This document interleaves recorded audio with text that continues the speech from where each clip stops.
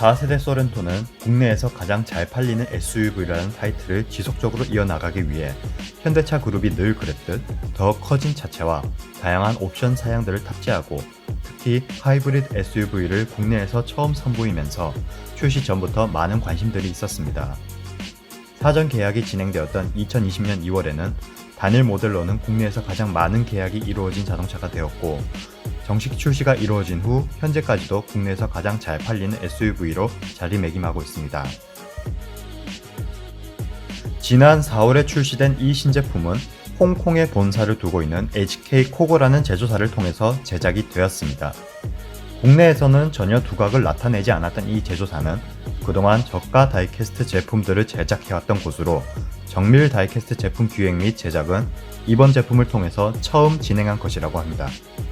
때문에 그동안 국내에서 선보여왔던 국산 다이캐스트 제품에 비해서는 일부 부족한 모습이 보일 수도 있겠으나 처음 만드는 제품치고는 비교적 완성도가 높은 편이어서 앞으로 제작하는 제품들에 대한 기대가 높습니다.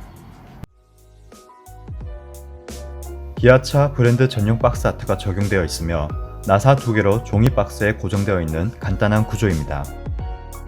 박스 아트는 일반 패키징과 차이가 없으나 전용 플라스틱 베이스와 차체를 안전하게 커버해주는 블리스터가 동봉되어 있습니다. 프런트 디자인은 4세대 소렌토가 지니고 있는 무던하면서도 강인한 모습을 꽤 잘 표현해내었습니다. 헤드램프는 라디에이터 그릴, 헤드램프 클리어 파츠, 램프 그래픽 파츠로 구성되어 있습니다. 실제 차량과 비교했을 적에 꽤 높은 표현력을 보여주는데 DRL 표현이 실제 차량은 한 파츠로 구성된 점을 생각하면 이 부분은 조금 아쉬운 모습입니다. 라디에이터 그릴은 기아차 로고, 전방 카메라가 뚜렷하게 표현되어 있고 그릴 안쪽 그래픽은 다소 희미한 모습으로 표현되어 있습니다. 하단 라디에이터 그릴의 표현 방식은 독특합니다. 안개등이 들어가는 그릴은 개별 파츠로 구성하여 꽤 세밀하게 기획이 되었고 그릴 주변에 위치하고 있는 장식물들은 금형 위에 유광 프린팅을 얹어서 표현을 마무리 지었습니다. 세대를 거듭하면서 이어져온 소렌토의 단단하면서도 세련된 모습을 모형으로 잘 표현해내었습니다. 20인치 스퍼터링 휠을 기본으로 제작이 되었으며 실제 모습과 거의 동일하게 표현해내었습니다. 다만 스퍼터링 공법을 모형으로까지 재현해내진 못해서 화려한 모습이 다소 반감되는 모습을 보여주고 있습니다. 그리고 기존 30대 스케일 제품과는 다르게 타이어와 휠이 분리되지 않고 합쳐져 있는 형태로 구성이 되어 있는데 이는 고가 다이캐스트 제품에서 쓰이는 방식으로 휠과 타이어의 분리를 막고자 기획이 되었습니다. 이 스케일 제품에서는 기대하기 어려운 정밀한 사이드 미러 형태를 갖추고 있습니다. 플래그 타입의 사이드 미러는 내구성을 이유로 완구 목적이 있는 제품에서는 잘 기획하지 않는 구성인데 그걸 해냈습니다. 팬더 가니쉬는 금형 위에 프린팅을 얹은 구성인데 차체 금형과 도어 파츠가 분리되어 있는 형태임에도 자리 이탈 현상 없이 프린팅이 깔끔하게 잘 얹어져 있습니다. 다소 특이하면서도 까다로운 형태의 윈도우 라인을 꽤 잘 표현해내었습니다. 다만 제품에 따라서 마무리 차이가 다소 큰 부분이니 이 부분은 확인을 잘 하고서 구매를 해야 되는 필요성을 느낍니다. 이 제품에서 가장 아쉽게 느껴지는 부분은 범퍼와 리어도어 커팅 라인이 제대로 마무리 지어지지 않았다는 점. 이 부분은 설계 과정에서 완성을 다소 서두른 탓에 생겨난 문제점으로 보입니다. 완전히 새로운 디자인이 입혀진 리어도 날카로운 선을 잘 재현해내어 듬직한 인상을 보여주고 있습니다. 전부 별도 파츠로 구성하였습니다. 프런트 램프에 비해 세밀한 표현의 부재와 접합핀이 다소 두드러지는 점이 아쉬우나 이는 어두운 계열로 구매하게 되면 거의 감추어집니다. 각이 참 잘 잡혀 있습니다.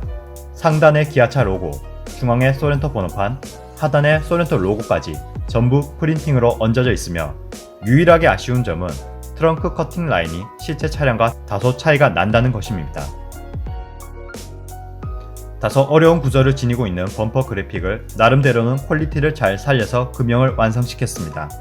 그 위에 얹어진 회색 프린팅은 제품마다 차이는 있지만 대체로는 인내력을 요구하고 있습니다. 프런트 윈도우는 모서리 표현이 다소 거칠지만 리어 윈도우는 적절한 사이즈의 열선이 표현되어 있어 꽤 보기가 좋습니다. 이번 HK 코고에서 출고된 제품들은 하나같이 플라스틱 파츠에 다소 약한 정도의 흠집이 상당수 보입니다. 완전 검은색으로 표현된 썬루프는 그런 흠집을 가장 잘 확인할 수 있는 부분 중 하나이며 다행히 이 문제는 고운 컴파운드로 문지르면 대체로 없어집니다. 제품 정보를 기재한 면적이 비교적 적은 덕분에 풀백 시스템이 적용된 부분을 제외하면 대체로 퀄리티가 좋습니다. 사진이 없어 직접적인 비교는 어렵지만 실제 차량의 데이터를 기본으로 만들어져 의외로 보는 즐거움이 있습니다. 소렌토의 인테리어를 최대한 심플하게 표현해내었습니다.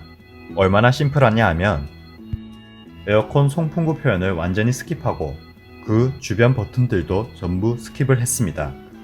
구성 자체가 실제 차량과 완전히 다른 건 아니어서 큰 문제가 될 건 없으나 아쉬운 마음을 달랠 여유는 없어 보입니다.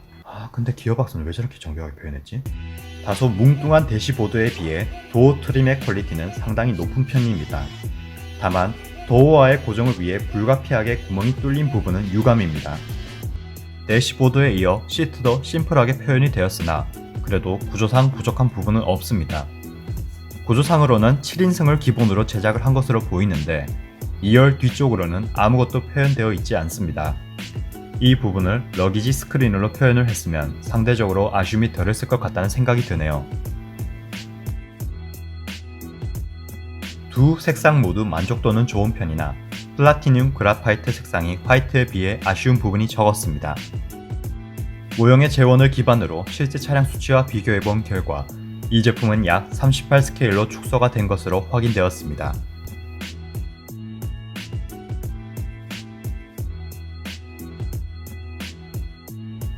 이상으로 HK 코고, 기아 소렌토에 대한 리뷰를 마치겠습니다. 다음 시간에는 같이 발매되었던 HK 코고, 기아 K5에 대한 리뷰를 진행해 보겠습니다. 이번 제품에 대한 개인적인 평가는 별 5개 중 4개를 주고자 합니다.